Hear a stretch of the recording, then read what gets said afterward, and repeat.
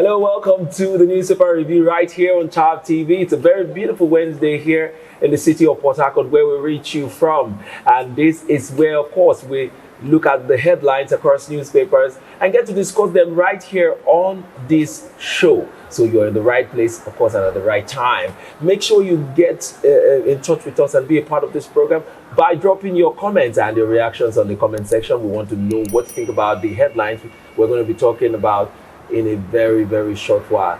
To do this analysis with me is Victor Sioku. You're welcome to the program. Thank you, sir. Good to have you. Thank you. And also, we're going to, together with you, of course, go through these headlines. So don't forget, make sure you drop your comments and, of course, stay connected to us here on Tab TV by first subscribing to this channel and, of course, connecting with us on our social media handles. We're on Facebook, Instagram, and on X, also known as Twitter.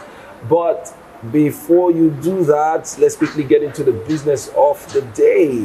And we'll begin our newspaper headlines from the Nigerian Tribune, being today the 29th day in the month of November. Like I said the other day, November is done. We're already getting into Christmas period. Once it is 1st of December, a lot of people are going to think of Christmas. 100. Even as it stands now, the panic has been activated. The rush. People are rushing to complete their houses. People are rushing to stock up money to go to the village. I don't know what it is about Christmas and village. But no, it's more like it's more like a culture here.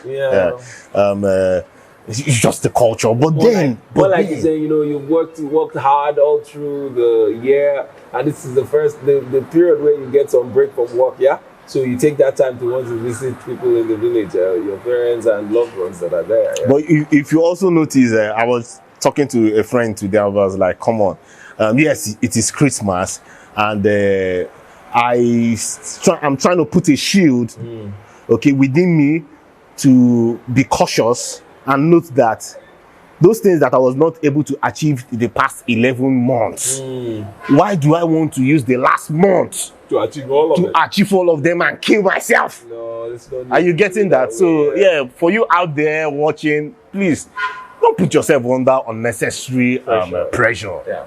You don't deserve it. 2024 to get on with your dreams and, of course, your aspirations. So take it easy, okay? If it's about making money to go to the village, if you don't make the money, you don't go this year. The next year, don't overdo anything. Just take it easy and, of course, be safe out there. Let's get into the business of the day. And like I said earlier, we're getting on the Nigerian Tribune newspaper.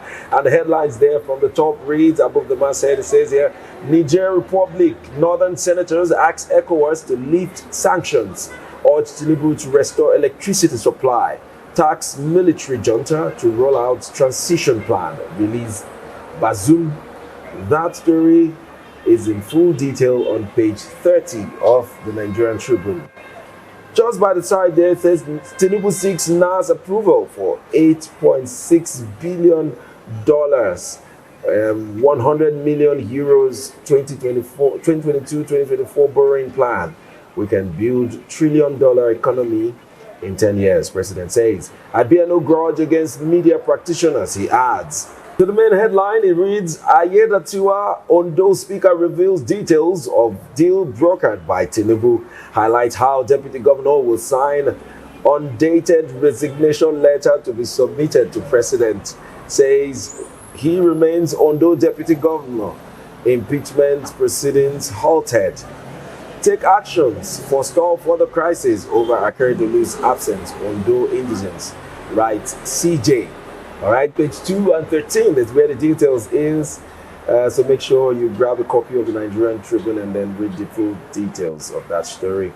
We also see there, it says Ekiti government sues Chef Dami's pastor, demands 10 million naira damages. Remember the chef? Yeah. That was doing all she can to break the record of the then Guinness record holder, Hilda Bassi, because she's no longer the record holder. Someone else took it. Well, pastor, I don't know what the issue is. I don't know. 10 million naira damages. They are demanding it from that pastor. I hope he survives this one. You better go and beg. I don't know what the problem is, but go and beg. Minister of Power prioritized metering distribution, transmission infrastructure. Page 7 is where the detail is in full. We also see here Senate passes 52 billion naira police trust fund budget. And lastly, I'll take this one. Alleged procurement fraud. Emefiele yet to meet bail conditions. Court adjourns the hearing to January 2024. Page 28 is where that detail is. Let's get into our conversations, and this time let's go to Ondo State. The battle against the deputy governor of that state is still on, and this time it looks like the president has waded in, and of course his intervention is now eliciting a lot of reactions, as you can see from the reports here that the deputy governor will sign undated resignation letter to be submitted to the president. What does that even mean? Is that resolving the issue? Why putting him under such a condition to continue as the deputy governor? And why is the deputy governor so keen on being there? What is going on in Ondo State? This matter has gone for way too long. Well, kudos to the president for intervening. I mean, he is like an elder statesman and a father to the southwestern region. So, and this has been happening under his watch.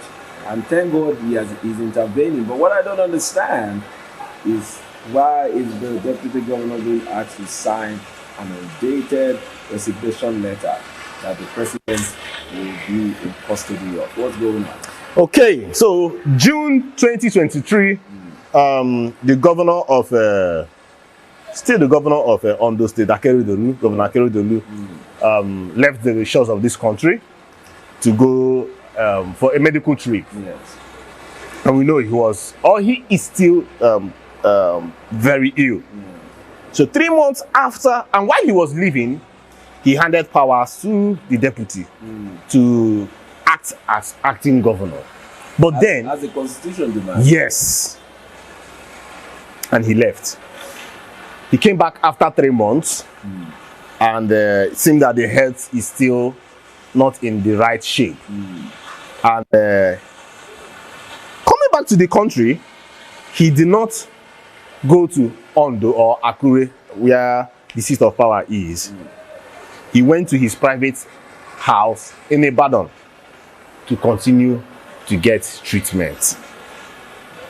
The question now is he incapacitated or not? But there is one.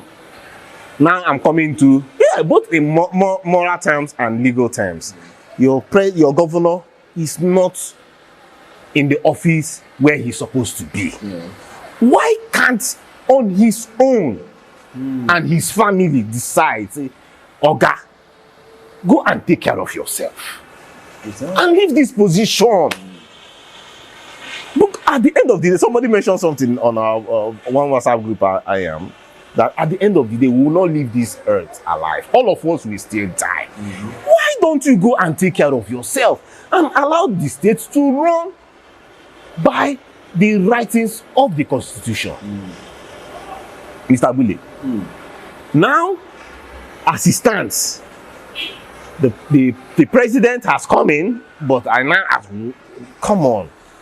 Well, why is he signing? Why are they telling him to come and sign this resignation letter? Because this case has been in court. They have been going to court here and there. The State House of Assembly wants to impeach him because they don't want him to become the governor. I then asked somebody that was a joint ticket for the governor. Why can't he become the governor? They are saying that when Aiyedatiwa left, that he was doing things against the will of the people and the governor. So therefore, them, as in the honorable lawmakers, are now saying that he is supposed to abide by the rules of their constituents, so that what their own constituents have told them, that they should impeach the governor. So just imagine, you now go and ask the question, when did they go to their constituencies, and how did their constituencies send that message to them all as honorable lawmakers to tell Aiyedatiwa to leave the office of being the deputy governor. Now, what are the issues again? Why are they telling him to sign this? Because they want, at the end of the day, if he does not play by the rules, You'll be booted out. they will now submit the resignation letter to the House, and he goes from there. These are the issues. And you see, at the end of the day, democracy is not being applied in Ondo State. One, the people are not even enjoying the dividends of democracy, because right now there is heavy turmoil. The Speaker of the House, the House member, Aiyedatiwa, and the people, so much rancor there. It's like, okay, there is even another indication that the wife of the ill governor is the one running the government. As in, it's just so crazy. Such will I say, instability happening in Nigeria at this time. In this time and day, we are still hearing news of governor, deputy governor did not do what the governor, just like what is happening between Abuja and Rivers State. Oh, come on. These are sad issues going over there in Ondo. It's very unfortunate how our politicians cling on to power, like, everything around them depends on it. Whereas when they want to get into the office, they say it's about the people. We want to serve you. All right, your health can no longer give you the capacity to serve us the way we want. Can you let somebody that is healthy enough to do it? Oh no, I won't. They cling on to power. They prefer that the state is in turmoil the way it is right now, over letting it go and becoming a once governor of the state, and of course enjoying all the benefits that comes with that. I mean, look at Aiyedatiwa. He's not such a young man. Aiyedatiwa is close to his 70s, if like official age. We don't know whether he's more than 70, but it's about that. And then why struggle so hard when you know that now that he's saying deputy this, deputy that, if he dies today, what happens? Constitutionally, the deputy has the right to be, they will swear in the deputy. That's what it is. And then I don't know why politicians do this, where they take on deputies that they don't like, or they compulsorily take on deputies that, they cannot trust or give hand powers over. I mean, we're seeing the same thing, almost the same thing in Ondo State, where the sitting governor, or the outgoing governor, is saying his deputy cannot succeed him. I don't get it. In this case, it's even a bit more intense, where the governor is still alive, but incapacitated currently. Whether he wants to say, no, I'm okay, you cannot do the work at this time. So there's somebody there that you relinquish power to. Allow him now. He says you should sign letter and keep it with the president. If you don't play by the balls, play by the rules, they are going to kick you out. I mean, Nigerian politicians are the same every day, every time. They will never cease to disappoint us. They will never change. They will never change. And it's crazy. If we want to go into Nigerian politicians, we will not finish the matter today. All right, let's move on to our next paper. And that will be the Daily Trust newspaper for today, the 29th day in the month of November. All right, and we have on the Daily Trust here as headline, Kano election judgment disparity, erring judicial officials to be punished, NJC. Airlines must pay compensation for cancelled, delayed flights, federal government. All right, very interesting headline there. Remember the airline, the United Air flight that was supposed to land in Abuja and landed in somewhere in Enugu, Asaba. In Asaba, yes. And then the story was, United Air released a statement that it was because of bad, weather. They had to, and I thought, if it was bad weather, they needed a place to land. But, well, the Minister of Aviation does not seem to agree with them, and he has, of course, sanctioned them, and then, taken them off the air for some time as part of the punishment for having given a wrong flight plan.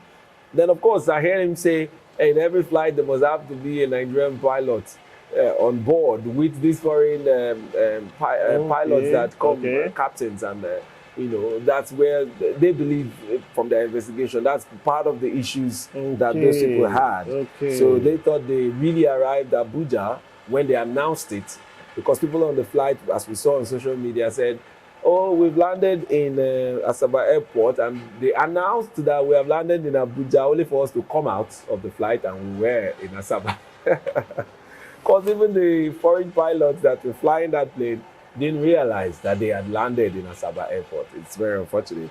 So yes, I love what the federal government is saying about compensating for cancelled flights and delayed flights, because it has become a norm here. Yeah. That if you get a ticket to fly to Abuja at 9 a.m. and you get to the airport and they shift it by 2 hours, you don't get any apologies from anybody. Exactly. You sit down there for the 2 hours. When it is time, if they shift it some more and you're still there, you're grumbling and shouting, nobody's answering you.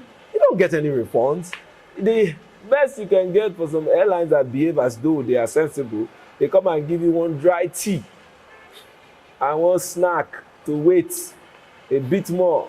I mean, it's sad if you had a business meeting and then the business meeting is cancelled on your behalf by these airlines without any compensation. If it was supposed to be a 10 million naira deal, you lost it. So in Nigeria, when you want to go for a business meeting that is very important, you don't book a day before. You don't march into the airport a day before. You fly like 2 days to the place so that you will not get a sorry for losing 10 million naira or 1 billion naira, or getting sacked, fired from your job because these airlines disappointed you. So I wish they could really keep to what they are proposing, that they pay compensations to passengers. I mean, they increase flights the way they like because, of course, we understand the current economic reality. But then, while they're increasing these flights, how about proper customer relations where, okay, I missed my flight or because of your delays and blah, blah, blah. Can I get half of my ticket money back? Yeah. Or something. Or sorry, we plan to compensate you the next time you come with a slash in the price for you.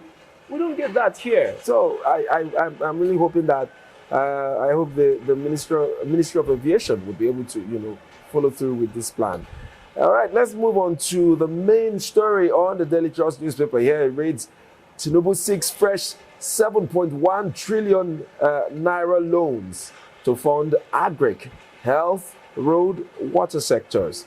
Nigeria's debt hits 94 trillion naira. Rising debt profile worrisome. Must expand revenue base. Experts speaking there. And we also see there, leadership crisis rocks Bauchi Assembly as court sacks speaker, deputy. And page 11 is where that story is in full. Also, electoral reform, Jega advocates prescription of cross-carpeting, INEC unbundling. Page 11 still is where that story is in full.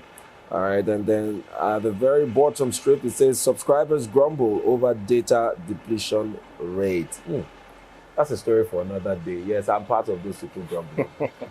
If you have any phone that is internet connected, you will notice that there's been a lot of depletion, of course. But then let's leave that story and go to Tinubu's borrowing. Tinubu has seek approval from the National Assembly for him to borrow 7.1 trillion naira as part of the loans to fund agric, health, road, and water sectors.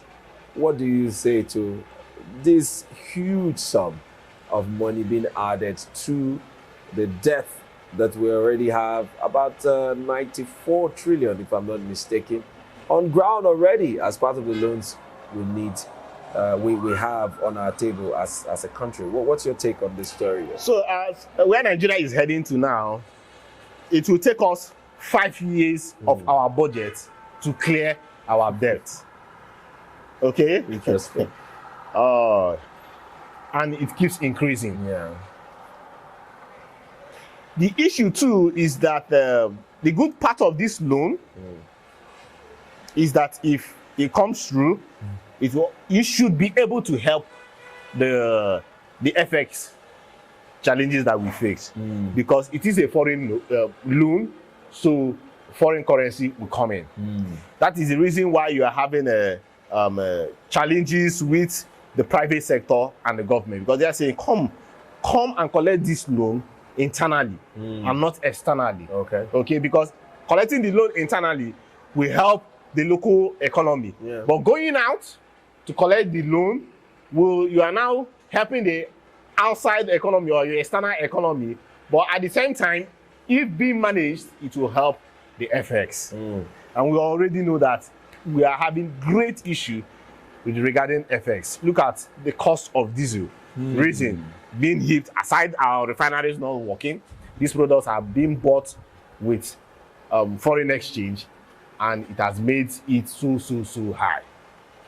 But then you go back and say, why are we borrowing so much? And what are we using these monies that we are borrowing for? Mind you, in the days of Goodluck Jonathan, our debt, external and internal, was around 12 trillion naira. But now it has headed, or if this loan is being approved and the budget, which the president submitted to the House today, if it's been approved, then it will shoot more than 100. But then, if the National Assembly also on their own adds to the budget, which I am sure that they will, they are able to add more figures to the budget, these monies that we are talking about will go up the sky. And we've also noticed from the government of Buhari that budgets have been padded over and over again. And many a times, let's face this fact, many a times, even one of the lawmakers, also federal lawmakers, also made it clear that they pad the budget. And why do they also do that? And they go scot-free, because they be like, okay, the executive, okay, you have done this, you put in this for yourself. What about our own? And you know, that is Nigeria for you.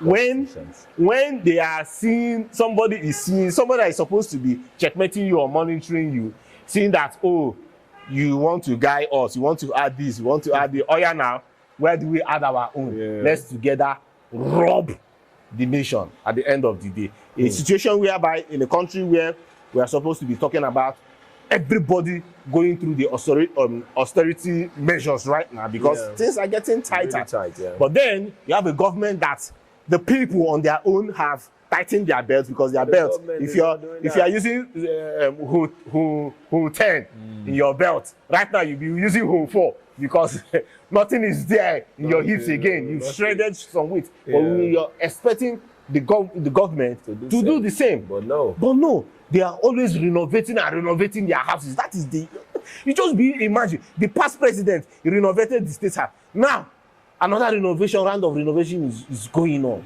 It's just so crazy. You know, every means to make additional money. And you know, these people didn't get into these offices as poor men or anything as we refer to as the average Nigerians. They were already, you know, billionaires in dollars before they got, especially the current president. So you begin to wonder what they do all these things for. Is it to, you know, pay back monies they used during the election, or settle their godfathers, or what is going on? But Nigerians are actually the ones bearing the brunt of all of these things that we see happening. And we just hope that decisions taken by this current government right now should be geared towards, you know, getting Nigeria out of the economic dungeon that we find ourselves. It's a tough time for Nigerians. We spoke about Christmas at the beginning of this program, and I'm just wondering how many families are going to really enjoy Christmas the way we usually would do in the past, where we gather around. Can they be able to even afford one small chicken and say, okay, let's, you know, have this chicken for Christmas? I don't know how many families will be able to do that this time, because the economy is not easy. A chicken now is about between 9,000 to 10,000 naira. Really? For one. Yes, between 9,000 to 10,000 naira for one broiler. Or what's the other one called? The broiler. Layers, all those things. They are very expensive now. Then a bag of rice, I mean, it's you need to get into the market and see these prices. You begin to understand what I'm saying. So yeah, people are, you know, like you said, you know, tightening up their belt to be able to keep up. So we expect politicians to also do the same. But it looks as though they are having a swell time, good time out there. Buying vehicles, using the same FX that we are talking about that is not available. You are using it to buy these vehicles for yourself. Defending the right to buy those vehicles by every cost, like they need it. All right, let's move away from that story and take a quick break right now. Once we come back, we're going to jump into our last paper for the day. Don't go anywhere. And don't forget that you should drop your comments on the comment section. We'd like to know what you think about these headlines. Stay tuned. We'll be right back. Hey there. Are you looking to record your videos, do your voiceovers, and take your professional pictures? Look no further. With our state-of-the-art newsroom, photography, kitchen for our food content creators, and exclusive children's studio, we certainly can deliver the best studio experience. Our carefully designed studio space can bring your diverse creative content ideas to life. We aim to consistently serve value to our customers far and wide. Come, let Tharv Media give life to your dreams. Tharv Media, a slice of infotainment. All right, welcome back from that short break, and I want to thank you so much for staying with us right here on the program. Up to this time, we're still taking the headlines across newspapers around Nigeria, and I'm doing that with Victor Sioku. My name is Williams Abule. All right, we get into our last paper, and that will be the Daily Independent newspaper for today, the 29th day in the month of November 2023.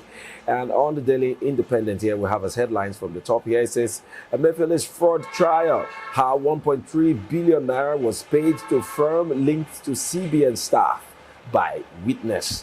All right, we also see Northern senators ask Tinubu to drop sanctions against Niger and says ECOWAS must end embargo, protect Nigerians, I beg your pardon. All right, we'll move on to the main headline now. It says, we must prescribe cross-carpeting on Bodo INEC. Jega, stakeholders urge more reforms in 2022 Electoral Act. NAS committed to reforms, INEC's independence. Akpabio. Also, as headline here, we can't make Aiyedatiwa acting governor, Ondo Assembly, page 7. Why? Why can't you make him acting governor? We've already spoken about that, but let's go on with other headlines. It says, tech deployed in vote buying during Kogi, Imo, Bayelsa polls next year. Also, we see here, Tinubu seeks National Assembly's nod to borrow $8.6 billion, 100 million euros to participate in COP28 Climate Summit in Dubai. All right, let's get into our conversation, and this time let's go to Jega. He's on the news. That's the former INEC boss, and this time he's saying they must prescribe cross-carpeting on Bodo INEC. Interesting, idea being put out by Jega there. I wish they will, look at the Constitution, the Electoral Act again, and take this as part of the amendment they need to do. Yes, I agree with INEC boss, but what do you say to his suggestion? Okay, cross-carpeting is something that I found so awful. Okay, Yeah. so how will you be elected under a particular party, and just because of you feel that this party, I'm losing out on this party, let me just move to another party. And it's I think it's not morally right, because some persons have their just few of Nigerians have ideologies and say, okay, I'm sticking with this party, and after casting their vote for this party and okay, then you will just It's just like saying, okay, I've always been a fan and I've loved the ideologies behind the PDP. And so there's a candidate in the PDP that I support, and then I vote him into power. And then a few months down the line, he says the PDP is not giving him what he wants. He moves to probably one other party. Let's say to SDP, for instance. And I don't know what SDP is about, and I don't like it. But I'm in support of that candidate. Do I also now move or remain there in the PDP? Because I love their ideologies, but then I don't see a candidate that I truly love to support at this time, so I stay there. Or do I also cross carpet? It's crazy what politicians do. Yeah. So Jega was speaking, that's the former INEC chairman. Yeah. He was speaking on a program that was a town hall that was organized by Yaga Africa. Yeah. And something remarkable happened, was that the 19 political parties did not have representatives. And INEC did not have representatives in that forum. such a huge forum that was fully prepared for, and these persons did not show up. But one thing that the former chairman said, that the constitution should look into these political parties that at the end of an election cycle, they just don't have any candidate. That is waste of resources. Okay, be it money, be it time. How can INEC be printing 19 political parties and half of them, nothing comes out of them? So why are we now wasting our money and then allowing more parties to register? Exactly. And then they don't have the capacity to run to go out for an election and win. Yes. So there should be stricter measures, so that the serious ones, the more serious ones, should be the ones out there to contest for an election. One more thing that he mentioned about the prosecution of INEC officials that okay, and not just even INEC officials, even the populace or the electorates. If you notice, after the maybe in case of votes buying and all that, and a particular person is being sent to the police, many a times those persons come out from the police. Of course, it's either the politician will go and get these people out. Okay, but then you just imagine if there is an independent body that prosecutes these guys, that holds this, just like the EFCC, the ICPC, and the rest. Just have an electoral body to police offenders.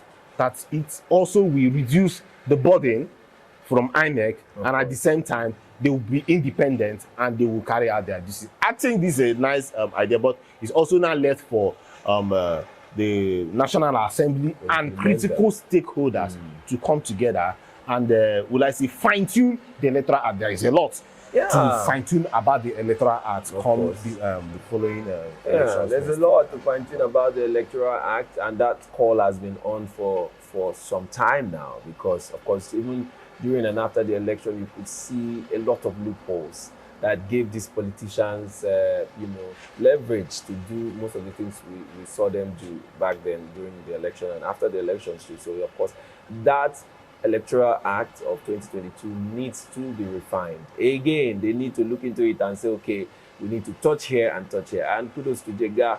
This, I think, in my opinion, is a great idea to be, to be looked into, and of course, get it onto the Electoral Act. And then I'm sure it will help to also reduce the free will to want to commit electoral crimes and then walk out of this police station scot-free. Nothing ever happened.